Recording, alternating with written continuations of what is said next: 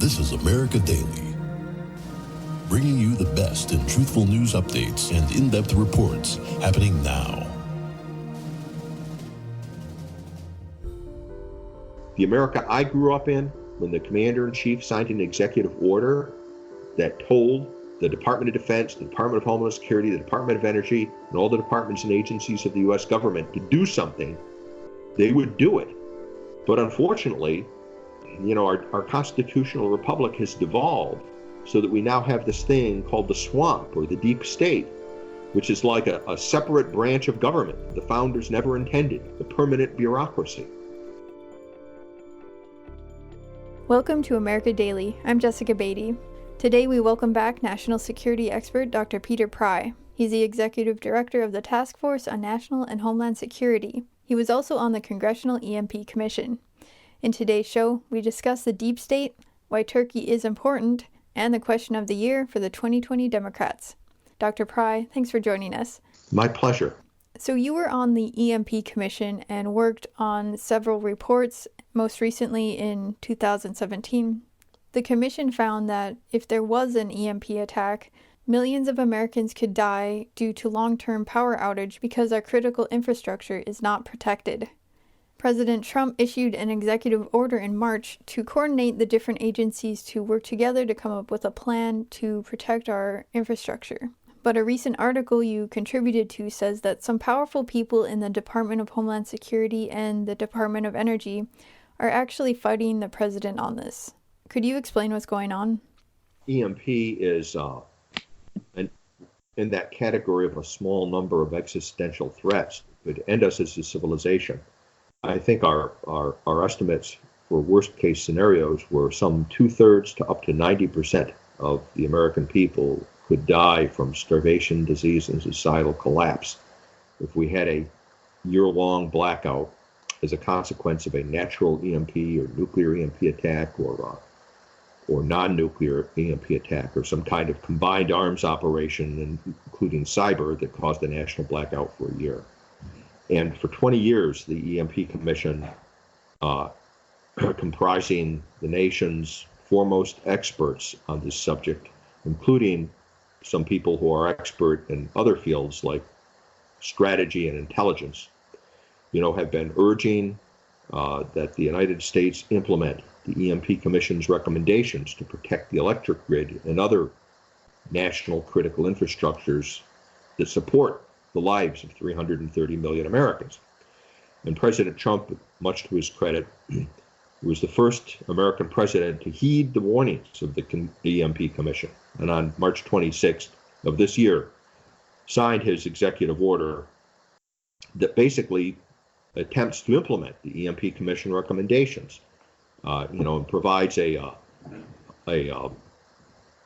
one-year deadline. Next March 26th, 2020, the government, the Department of Homeland Security, the Department of Energy, the Department of Defense, all the relevant departments and agencies of the U.S. government are supposed to be working together on a plan, to protect America's critical infrastructures and deliver that plan to the White House, to President Trump, whose National Security Council is supposed to be overseeing the development of this plan. Now, we've been extremely concerned. There are 5 people who have been leading the charge within the Trump administration to basically undermine and thwart President Trump's executive order. And these people are holdovers from the Obama administration, and they go back to even before the Obama administration. These long-term members of the deep state. They're the same people who never wanted to do anything about EMP. They concocted junk science studies, classified junk science studies during the Obama administration that claimed that the EMP threat wasn't as serious as the EMP Commission said it was. In fact, Dr. Graham, the chairman of the EMP Commission, said it was the worst analysis of the EMP threat that he had ever seen in his entire government career. Then there's another group of people who have ideological reasons for being against the EMP threat and wanting to lowball the EMP threat. And when I say, what do I mean when I say they lowball the EMP threat? Well, in contrast to the EMP Commission that assessed that EMP is an existential threat to our country, and it could kill 2/3 to 90% of our population. I mean, that's the whole reason President Trump passed the executive order, because it's an existential threat. But these guys, they claim, they have the view, I'll give you a reference to an unclassified, what they're pushing at the classified and unclassified levels is the same point of view that the electric power industry takes. In particular, one lobby for the electric power industry called EPRI, which is the Electric Power Research Institute. You know, they have published an unclassified EMP study this year, you know, that basically claims that a nuclear EMP attack is no big deal. And a few years ago, they published another study that claimed that a EMP from the sun, like a Carrington event, would be no big deal, that the effects would be localized or regional at most, affect only in a few states, that they would be quickly recoverable, and they would compare a worst case EMP scenario to a hurricane, which the electric power industry has experience dealing with and recovering from. And the science for this is absolutely wrong. Not only has the EMP Commission told them it's wrong, and you know, but the U.S. Air Force has also told them that the EPRI study is wrong.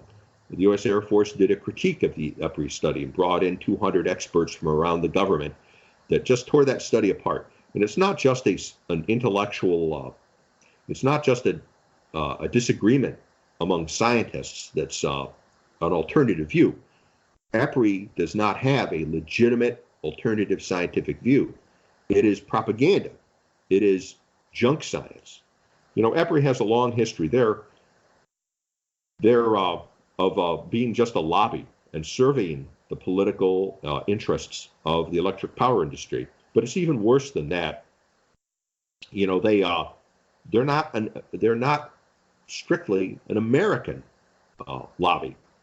EPRI gets about 25% of its research money from 30 foreign nations, and Russia and China are included among EPRI's membership. So, you know, if I were the Russians and Chinese, and by the way, there are no Russian, Chinese, North Korean, Iranian military writings. The scientific assessment of all of our adversaries about the EMP threat agrees with the EMP Commission. They see EMP as a potentially decisive instrument in a new way of warfare that would combine EMP with cyber attacks and physical sabotage of the grids to be able to bring the United States or our allies down, to bring us to our knees, to destroy our civilization without ever having to have a confrontation with the U.S. Army or the Navy or the Marines. You know, because our military forces are all dependent upon the electric grid and the civilian critical infrastructures. So if there was any truth, you know, to the EPRI analysis, how come nobody else in the world agrees with it, you know? And, you know, but this is another possible reason why these handful of bureaucrats are trying to obstruct it. I question their loyalty. You know, it could be that EPRI and these people in the deep state are acting on behalf of a hostile foreign power. You know, if you think about it, you know, Russia and China have every interest to try to penetrate the Department of Homeland Security, the Department of Energy, and our own electric power industry with agents, you know, to mislead our people into doing the wrong thing so that America remains unprotected from EMP, since they consider this to be their ace in a hole. And then in the middle, you know, another group of people who are against doing the right thing. These are mostly Obama holdovers. It's ideological, you know. In the Obama administration and in people who are government bureaucrats who President Trump has inherited from that administration, these people are really averse to nuclear weapons. You may recall that you know, they are so anti-nuclear that that they would like to play down all nuclear threats, play down the Russian nuclear threat, the Chinese nuclear threat, the Iranian nuclear threat, the EMP nuclear threat. And why is that? Because they are They're afraid of the nuclear weapons technology itself. They think the bomb itself is evil, and just like guns are evil. Okay, and so it doesn't matter. They don't perceive an American bomb or American nuclear preparedness as a good thing to balance Russia and China and North Korea and Iran. Any nuclear weapons possessed by the United States. In fact, a lot of these people would even supported the Obama policy that amounted to U.S. unilateral nuclear disarmament, all right, to set an example in the hope that Russia and China and North Korea and Iran would follow our example and also give up nuclear weapons. Now, that didn't work there in the Obama administration, but that doesn't matter to these people. Even the current round of a bunch of presidential candidates in the Democrat side reflect this worldview where they are so fundamentally anti-nuclear, they don't care about the growing threats, nuclear threats from Russia and China, or at least they don't care enough about them to want to arm the United States with equivalent means to deter or defeat our nuclear adversaries. They would rather continue the course that President Obama set, by setting an example and having more arms control treaties and maybe trying to pass a bill, supporting, there is a provision that's a group of anti-nuclear activists are trying to push the United Nations, calling for universal nuclear disarmament or some such pie in the sky kind of a thing like that. So what do you think the president should do? But one thing I would do is, the White House should direct the Department of Homeland Security to appoint a competent person to be the EMP czar. My choice would be Dr. William Graham, who was the chairman of the EMP Commission, and is the free world's foremost expert on EMP. There should be more allies from the EMP Commission at the top of the pyramid, at the decision-making point, running the show to make sure that the president's EMP executive order is not betrayed. That's why, and it is on the verge of being betrayed. We've reached a point where these 5 obnoxious, incompetent, non-expert individuals within the Department of Homeland Security and the Department of Energy are going to decide that 330 million Americans don't need to really be protected that well from the real EMP threat. Coming up next, Turkey from a national security perspective.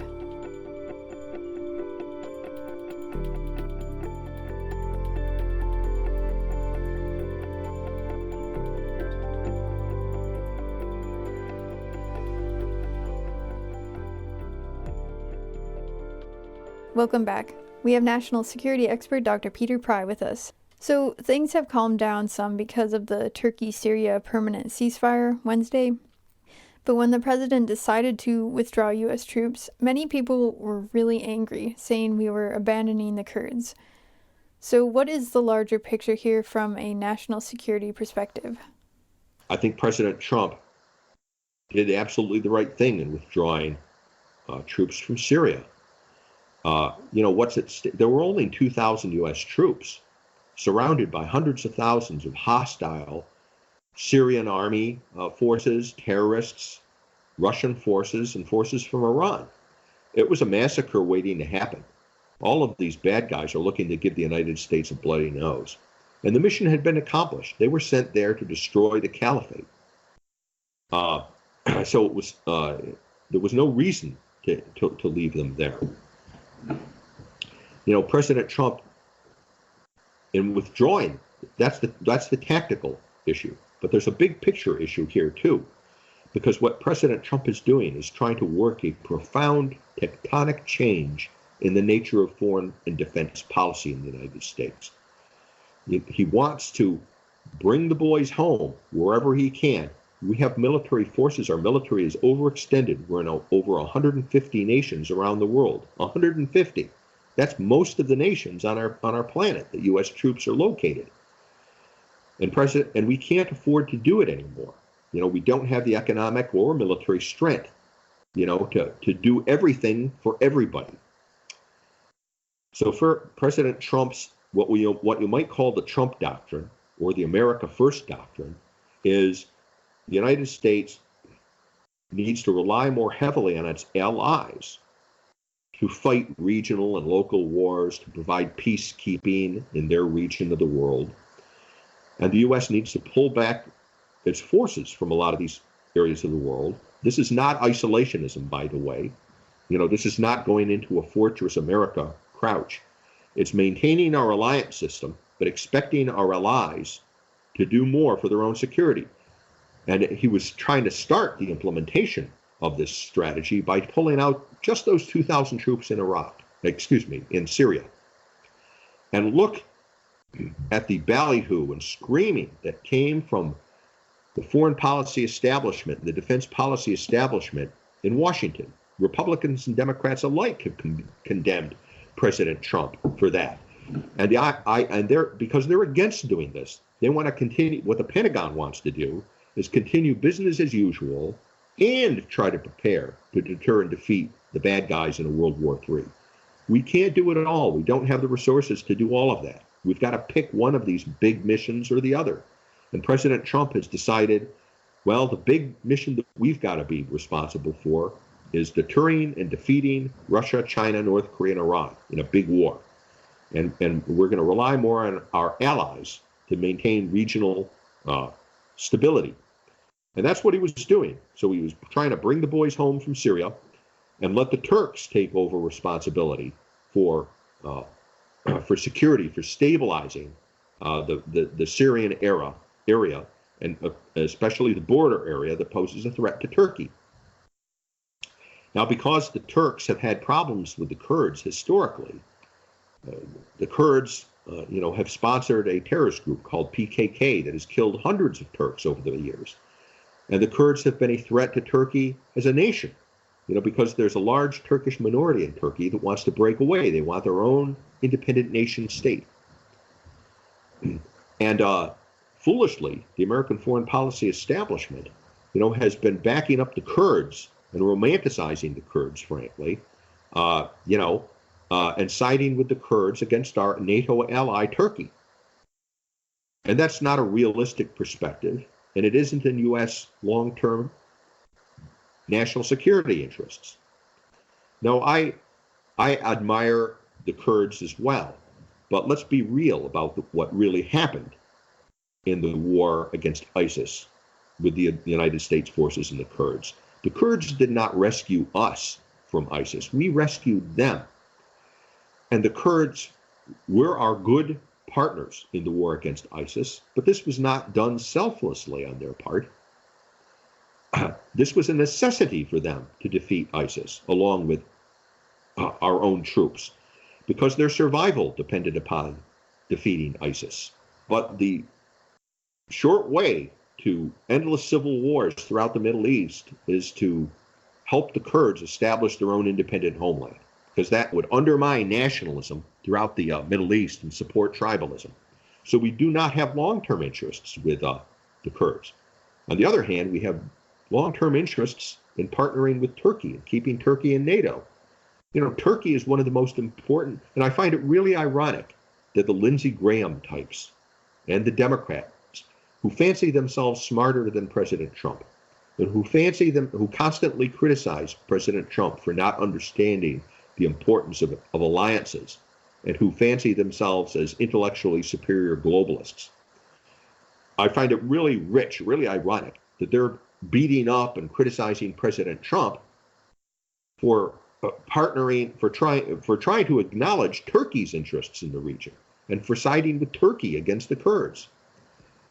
Because President Trump is doing exactly the right thing by trying to balance the interests of the Kurds and the Turks, but favoring the Kurds.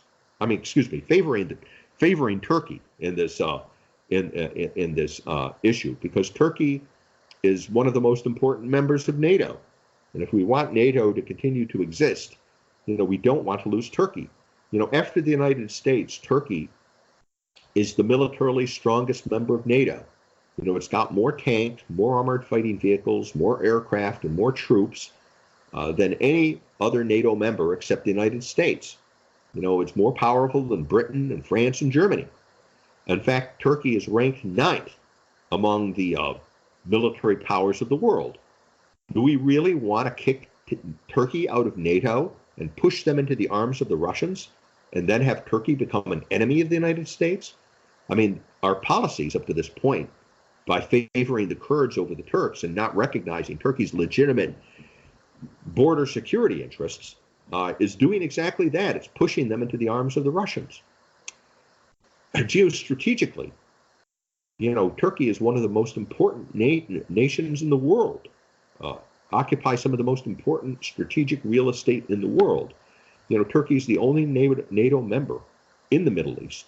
It's right next door to Syria and Iraq, and it's very near Israel and Lebanon.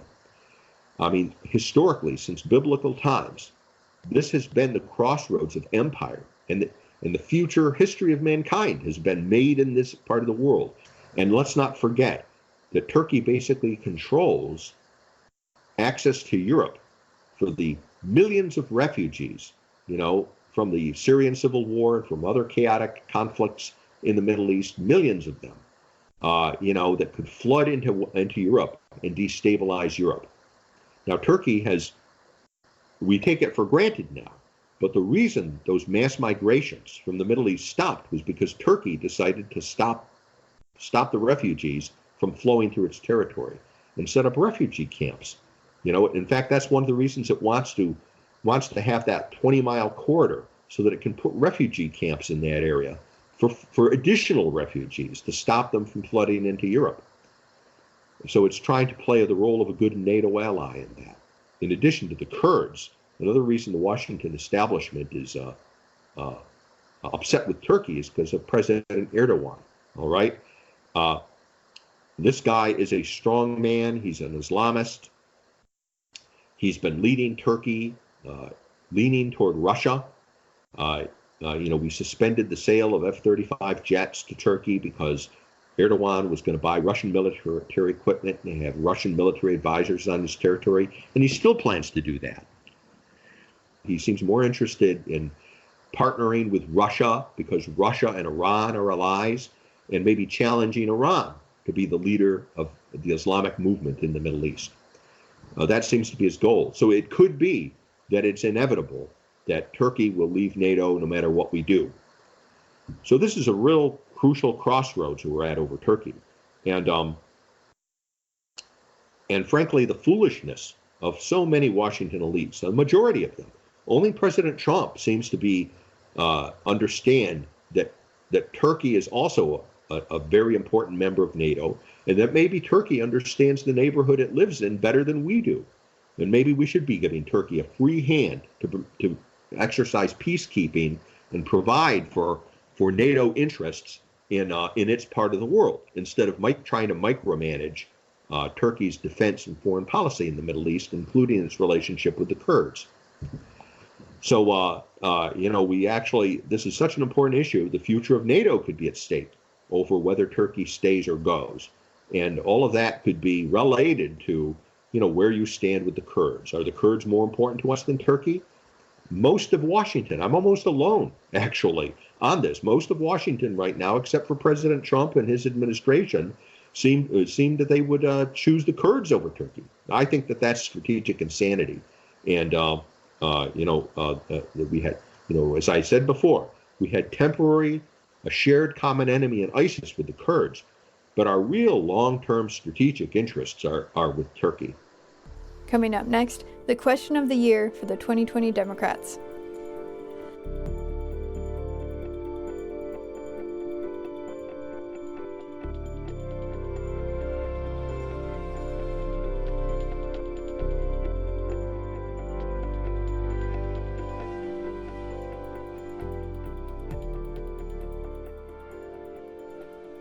Welcome back. We have national security expert Dr. Peter Pry here with us. So, Dr. Pry, if you could ask the 2020 Democrat hopefuls one question, what would it be? Why do they want to destroy the constitutional republic established by the founding fathers and impose upon us a socialist totalitarian state where everything is run out of Washington in contradiction to the vision of the founders of a limited government and popular freedom as provided in the Bill of Rights. If I had that one question asked, that's the question I would ask. Because that's the question, that is the big question people are going to be deciding when they vote in the next elections. I'd love to hear the answers to that question. Yeah, I suspect it would be, depending on their intellectual honesty, it would probably be the answer, if they were honest, it would be the answer that you'd get from the faculty at Harvard, okay?